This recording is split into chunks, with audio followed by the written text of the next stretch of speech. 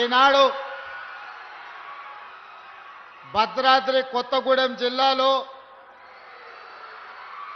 Doctor Manmohan Singh earth sciences university ప్రారంభోత్సవ కార్యక్రమాన్ని ఏర్పాటు చేసి నాతో పాటు ఈ కార్యక్రమానికి ముఖ్య అతిథులుగా మిత్రులు ఉప ముఖ్యమంత్రి వర్యులు బట్టి విక్రమార్క గారిని, జిల్లా ఇన్ఛార్జ్ మంత్రివర్యులు వాకిటి శ్రీహరి గారిని, అదేవిధంగా రెవెన్యూ శాఖ మంత్రివర్యులు మిత్రులు పొంగులేటి శ్రీనివాసరెడ్డి గారిని ఈ కార్యక్రమాన్ని పూర్తిగా బాధ్యత తీసుకొని అద్భుతంగా ఈ కార్యక్రమాన్ని ఏర్పాటు చేసిన మిత్రులు పెద్దలు సహచర మంత్రివర్గ సభ్యులు తుమ్మల నాగేశ్వరరావు గారు, అదేవిధంగా పార్లమెంట్ సభ్యులు, శాసనసభ్యులు, శాసన మండలి సభ్యులు, వివిధ కార్పొరేషన్ల చైర్మన్లు, ప్రభుత్వ అధికారులు,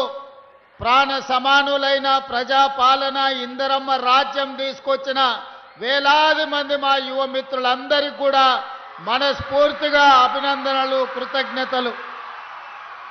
మిత్రులారా, ఖమ్మం జిల్లా కాంగ్రెస్ పార్టీకి కంచుకోట.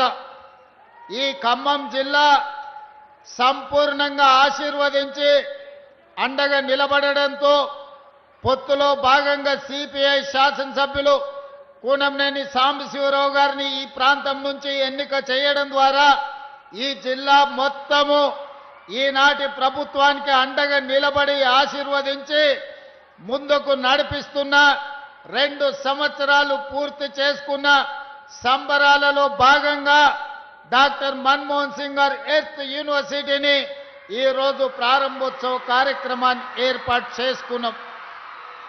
ఈనాడు తెలంగాణ సమాజానికి ఒక అంశాన్ని గుర్తు చేయవలసిన బాధ్యత నా మీద ఉన్నది. ఆనాడు ఈ ప్రాంతం కొత్తగూడెం థర్మల్ పవర్ స్టేషన్ కోసము వందలాది ఎకరాల భూముల్ని ఈ ప్రాంత రైతులు ఇస్తే ఆనాడు అందులో సిబ్బందిని ఈ ప్రాంతం వాళ్ళని కాకుండా ఇతర ప్రాంతాల వారికి అవకాశం ఇస్తే మొట్టమొదటి తెలంగాణ ఉద్యమానికి పునాదులు పడ్డది పాల్వంచ ప్రాంతంలో అని చెప్పి ఈనాడు మనం గుర్తు చేసుకోవాలి. ఈరోజు తెలంగాణ రాష్ట్ర సాధనకు స్ఫూర్తినిచ్చి 60 సంవత్సరాలు తెలంగాణ ఉద్యమం నడవడానికి కారణమైన ఈ పాల్వంచ ప్రాంతం, కొత్తగూడ ప్రాంతం ఈనాడు తెలంగాణ రాష్ట్ర సాధన 60 సంవత్సరాల కలను ఆకాంక్షని నెరవేర్చిన ఆనాటి ప్రధానమంత్రి డాక్టర్ మన్మోహన్ సింగ్ గారి పేరును ఈ పాల్వంచ ప్రాంతం, కొత్తగూడ ప్రాంతానికి పెట్టుకోవడం అంటే 60 సంవత్సరాల తెలంగాణ ప్రజల యొక్క ఆకాంక్ష నెరవేర్చిన డాక్టర్ మన్మోహన్ సింగ్ గారి పేరును ఈ యూనివర్సిటీకి పెట్టుకోవడం ఒక గొప్ప అవకాశం. మొట్టమొదట 69లో తెలంగాణ ఉద్యమానికి పునాది రాయబడ్డది ఇక్కడనే. 2004 నుంచి 2014 వరకు సంక్షోభంలో ఉన్న కేంద్ర ప్రభుత్వాన్ని బాధ్యత చేపట్టి సంక్షోభం నుంచి సంక్షేమం వైపు, అభివృద్ధి నుంచి ఆకాశమంత ఎత్తుకు ఎదగడానికి ప్రధానమంత్రిగా డాక్టర్ మన్మోహన్ సింగ్ గారు బాధ్యత చేపట్టిండ్రు. వారు ప్రధానమంత్రిగా ఉన్నప్పుడే తెలంగాణ రాష్ట్ర ఏర్పాటు ప్రక్రియను పూర్తి చేసి ఈరోజు తెలంగాణ ప్రజల చిరకాల వాంఛను వారు నెరవేర్చారు.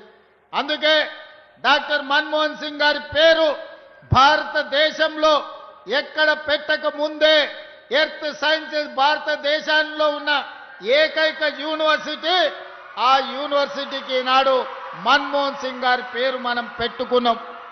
యూనివర్సిటీ పనులను పూర్తి చేయడమే కాదు, తుమ్మల గారు ఒక మాట చెప్పిండ్రు, మాకు ఇరిగేషన్ ప్రాజెక్టులు పూర్తి చేయాలని. భారతదేశ మొట్టమొదటి ప్రధానమంత్రి పండిట్ జవహర్లాల్ నెహ్రూ గారు స్వతంత్రం వచ్చిన తర్వాత ఈ దేశంలో ఉన్న నిరక్షరాస్యత, ఈ దేశంలో ఉన్న ఆకలి కేకలను చూసి ఈ దేశం అభివృద్ధి పదం వైపు నడవాలి, ప్రపంచంతో పోటీ పడాలి అనంటే ఎడ్యుకేషన్ అండ్ ఇరిగేషన్ పాలసీని అడాప్ట్ చేసుకోవాలని ఈ రోజు భారతదేశంలో గొప్ప గొప్ప యూనివర్సిటీలు ఎన్ని ఉన్నాయో వాటన్నిటిని ఆనాడు మొట్టమొదటి ప్రధానమంత్రి పండిత్ జవహర్లాల్ నెహ్రూ గారు ప్రారంభించినవే. అవే కాదు, ఈ రోజు ఈ దేశంలో వ్యవసాయం అభివృద్ధి చెందడానికి ఆకలి కేకల నుంచి ఈనాడు ప్రతి వాడికి అన్నం అందించే స్థాయికి దేశంలోనే అత్యధికంగా ఆహార ఉత్పత్తి ధాన్యాలను ఈ రోజు మనం అందిస్తున్నామంటే బాక్రానంగల్ నుంచి నాగార్జున సాగర్ వరకు, శ్రీశైలం నుంచి శ్రీరామ్ సాగర్ వరకు ఇరిగేషన్ ప్రాజెక్టులను ఆనాటి ప్రధానమంత్రి పండిత్ జవహర్లాల్ నెహ్రూ గారే మనకు ఆనాడు ప్రసాదించారు.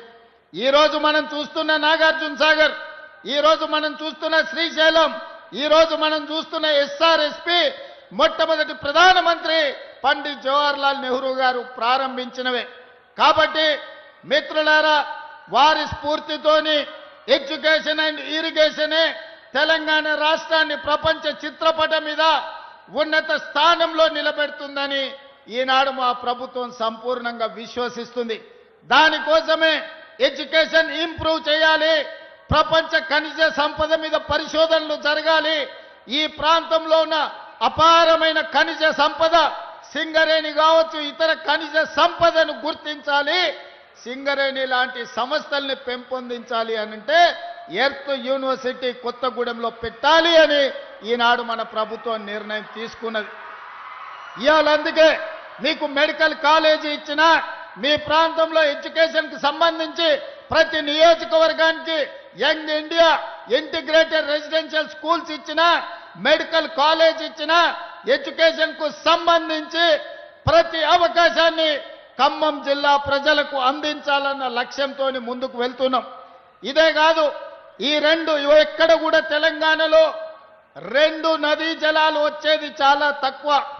ఒక పక్కన కృష్ణా నది జలాలు, రెండో పక్కన గోదావరి జలాలతో ఖమ్మము బీళ్లు తడవాలి, ఖమ్మం జిల్లాలో పంటలు పండాలి, సిరులు కురవాలి అని, మీ ప్రాంత ప్రాజెక్టులను పూర్తి చేయాలి అని మన ప్రభుత్వం నిర్ణయం తీసుకున్నది.